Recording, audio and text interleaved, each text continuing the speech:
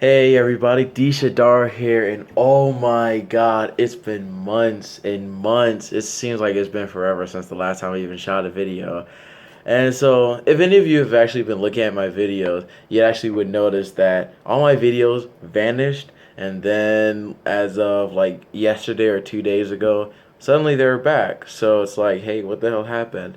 Well, actually, I took them all off because somebody happened to find my video when I was at work. So I kind of had a freak out moment, took everything down, but then I was like, fuck it, whatever. So then I put the videos back up. I never deleted it. I just switched it to private so no one could, see my stuff. So I'm here. I know you're probably wondering, why do I have a knife in my hand? Don't worry, I'm not doing anything stupid. I'm actually going to show you guys something that I used to do back when I was pagan. I said was pagan, I'll describe that in a different video. But for right now, I'm going to teach you guys how to make a do-it-yourself candle wick. Now, the reason why I make my own wicks is because the actual wick that comes with all candles I really don't like, because for me these are too short. Like, this is like maybe like half an inch, we'll say. And I know that back when I used to go out in the woods at my altar and everything, what I normally do is I just have them burning, or and a wind will come up, or it'd be like a very strong breeze, and then my lights are out and it's like, damn, like I can't see now. And the wick normally, as it burns, it tends to curl inward, kind of like a hook, and it makes the quality of the flame diminish greatly. And God forbid you accidentally hit it with something, then it just breaks off, and you're like, well, now I have a useless wick. So what I normally do is I just make my own. So to do it, and this is my way of doing it, I'm going to do it several different ways. But in this way, what you're going to need is a candle, and this is my control. So I'll actually give a side-by-side comparison from my wick to store-bought wick. And with these specific wicks that I bought, candles I bought, it doesn't matter if you have the small ones or if you have the larger ones that come in the glass. It doesn't really matter, because the wick size typically is the same, around half of an inch, or maybe a little more, a little less. So this is my control. So what you need is a candle. Doesn't matter where you buy it from. I bought this from the dollar store. That's where I normally always get my candles from anyway, because, I mean, it's cheap. You'll need a knife, a lighter. Gotta make sure it's a good lighter before you start it. And you need some cooking oil. It doesn't matter if you which one you get. I got the sunflower oil. You can get Crisco. It doesn't matter what brand you use, so long as it's just cooking oil. All right. So the first thing that you want to do, oh, also, you'll need paper towels. So first thing you need to do, normally I heat this up because it makes life a lot easier, but what I'll do is just cut it when I do the video edits. So the first thing you want to do is, cut out the wick. It doesn't matter how you do it. You can heat up the knife too, that actually make life a lot easier. But since I'm shooting this video, I really don't want to make you guys sit and wait while I, cut this out. So of course you're going to have some mess as you do this, but that's fine. We actually want to keep the wax that comes out, so when you stuff it, when you make the new wick, you'll have something to stuff inside the hole to help fill it a lot better. So you want to, here it comes. I probably won't use any editing because I normally never edit my videos. So just to keep up the, 2-year tradition since I've been shooting. I've actually had another video channel, but I deleted that one. That was way long time ago. So trying to get it out. You also have that, there's a metal tab that's at the bottom. You gotta try and dig out too. It doesn't matter if you make a little bit of mess either, so don't worry too much about that, because I mean, you're gonna use it. You're gonna end up picking it all up when you put it inside of the back inside the wax. It's actually trying to come out. It's not. Come on. Trying to just dig it out. What I might end up doing is just getting some scissors and cutting it out like that. Yeah, that's what I'll probably do. So just to make life easier. Now, normally, all you would need to do is just heat it up, and it's not even a lot. You can put in some boiling water, or something like that, to try and get the bottom part heated up just enough so once you cut it, you can just pull the tab out. But if you don't want to use that method, you can just, here's an extra add-on item, just get some scissors and go as deep into the stem as you can. This one goes all the way to the bottom. So what I'm going to do is I'm going to open it a little bit, take it all the way to the bottom, and snip it. Okay, so I just snipped it, and the tab is going to stay in for this video, which the tab itself, it doesn't really matter. So here's the wick. Got some on my laptop. So just put that to the side, or you can just throw it in the trash. Actually, I just threw it in the trash because you don't need it at this point. It's worthless to you. So now what you want to make sure you do is make sure you have that hole nice and excavated. You're gonna have the wax on the side, mind you, but you just want to clear it up a little bit so it doesn't get too congested. Alright, so just put in little circles, excavate a little more of it, and you should be good. Do a little bit more to get that base out, because you know it's going to be conical, so you're going to do it in a cone. So imagine you're going to go like that around the center. Alright, and that's so once you stuff it, it'll be a lot easier. Alright, so I have that, and put the excess, just take that off. Alright, so the next thing you're going to need is your paper towels. For your paper towels, you don't, right, these ones that I have are the selector size, and I like them a lot better because it wastes a lot less paper towels. And what you want to do is you just want to get it lengthwise, long ways, and just cut a section off. The length, I normally don't have a specific length, but if you want to, just say like your thumb, the very tip of your thumb, just put it to the side, and you just tear it down. It doesn't have to be perfect, mind you. You just want to make it big enough so that it doesn't, you know, rip off prematurely, but don't make it gigantic. So do like, you know, maybe like an inch, inch and a half, max 2 inches maybe. And then you just keep going down the side, and it doesn't have to be perfect, like I said. You don't have to use scissors or anything like that. But if you want to, because you're a perfectionist, just, you know, more power to you. That's what I say. So get that, and what you want to do is you have it lengthwise, and you just fold it. That's all you do. Now it depends on how big the candle is as well, because if you see this one, it's not very big, so this will be a lot extra. But if you fold it in half again, well, then you have a problem, because it's no different from having a normal wick. So what I'll do is I'll just have it and fold it like so. So doing like when you fold it at the halfway mark, not totally, just at the halfway mark, and then put it next to it side by side, and you're doing pretty good.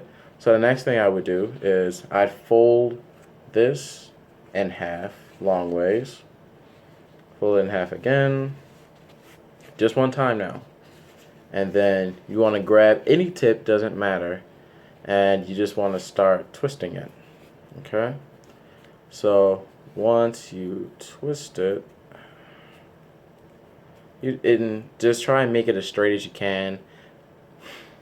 It doesn't have to be perfect, because again, at the end of the day, this is all going to burn. So that's why it's not that big a deal if you by twisting it. Okay, so you have your own little homemade wick. So now what you want to do is get the knife, try and excavate a little bit. If you got some of that wax in there, just put it all to one side, really. That's all that you really need.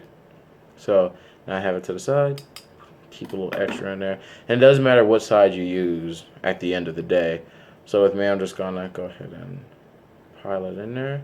And see, it's good when you put it in a cone, because as soon as you put it in, it goes out like this. But imagine it 3D.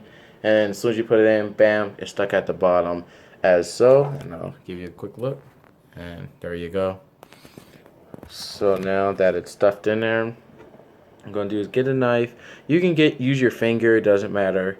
But I just use the knife because, you know, I don't want to have wax all over my fingers. Limited, but it doesn't matter if you have wax on your fingers or not, because at the end of the day, you're still going to need to tamp it down. But this will be better because since the knife is a point, it's a lot finer, so you can just do little small adjustments.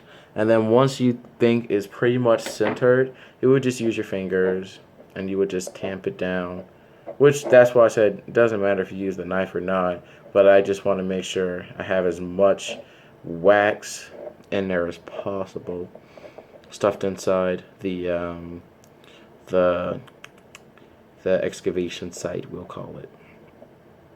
So have it so, and now it's good if you use the soy. I found that using soy based wax candles are a lot easier to dig out than any other one. So now that you have everything nice and tamped down, just give it a little final little smush just to make sure everything's, nice and secured in there. So wipe it off, and all you need to really do is just cut, rub your fingers along the excess, throw it in the trash. It's fine. So then your next step is to get this. You would actually, it's probably better right now to just go ahead and start cutting it. So we're gonna do that right before we put the oil in. So obviously, as you can see, this is really, really tall, and we're gonna try and cut it down to a little below this lighted part. This will be the lip of it. So what we're gonna do is very carefully, mind you, start unraveling it a little bit and grab some scissors and just unravel it until it gets to a point you want it to be. In this case, it'll be right below the lip of the candle. Give it a nice little cut. There you go. And then just rewind it a little bit. And it doesn't really matter if the wick itself starts to slide a little bit, because all you need to do is just get whatever moved and then just, smush it back into place. So now if you look here, it's actually just a little, it's a little bit above the lip, but that's okay. You just don't want it to be too long, so when you try and put this in, it becomes an obstacle. So obviously when you look here, let's put it on completely, you can see it's not an obstacle at all. So you want to have it either exactly at the lip, which this is fine, or just a little bit below it. So next thing you do is you would get your oil and you would fill up the cap, and what the oil does is just make sure that it gets nice. It catches the fire really quickly, and since oil burns a lot, it gets hot very quickly. It makes it a lot easier. So don't fill it up all the way. Just fill it up just a little bit, just enough to soak the artificial homemade wick with. And you just want to pour it. Remember, don't fill up the entire cap. Just do just a little bit. Just a little bit. Okay? Alright. So, now that you have that done, now it's shortened. So now, next thing to do, we have our wick. It's nice and soaked. Now the next thing to do would do a side-by-side comparison from the normal control wick, store-bought wick, with the homemade wick. So now we're gonna go outside and I'll show you how it's gonna look by the side-by-side comparison. Alright, so here you have the candle that has the wick that we made with the oil. It's a little slushy, to be honest, but that's okay. And you have the normal store-bought candle with the normal wick that it came with. So let's see which one is going to light the quickest. So get this to light. Get a little bit of that oil off, and there you go. And then you have the normal candle. Hold on, you get the light. There we go. Okay, so it's not a comparison. So as you can see, obviously the one that we made is shining a lot brighter. But let's give it some time so that the flame will actually have time to get down to the base. But you can clearly see the difference on this. So the one on the right, the control candle, it's just reaching the base. And you can see how it's starting to curl inward. Actually, you can't really see it that well. Actually, now you can see it. It's actually starting to curl inward. If you look at this one, I mean, it's shining very brightly, and it's not even at the base yet. So it's still waiting a little bit, but I mean, you can even see the shine marks coming, radiating from it, the radiation marks. I mean, the comparison, there is none. And it's not even at the base yet. It's like 3/4 of the way to the base, and it's shining 20 times brighter. I mean, it doesn't matter how you look at it. So it's actually pretty clear evidence that it's actually better to make your own wick and use the method that I've used as opposed to just using any store-bought candle. Because I mean, look at that.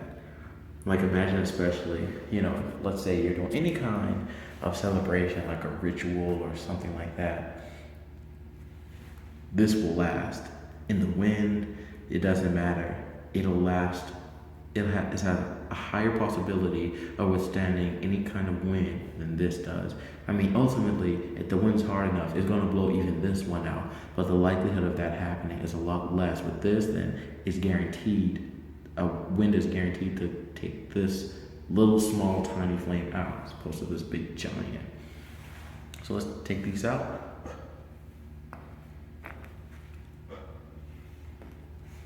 And what I find really good is if you were to cap this, it stops the embers.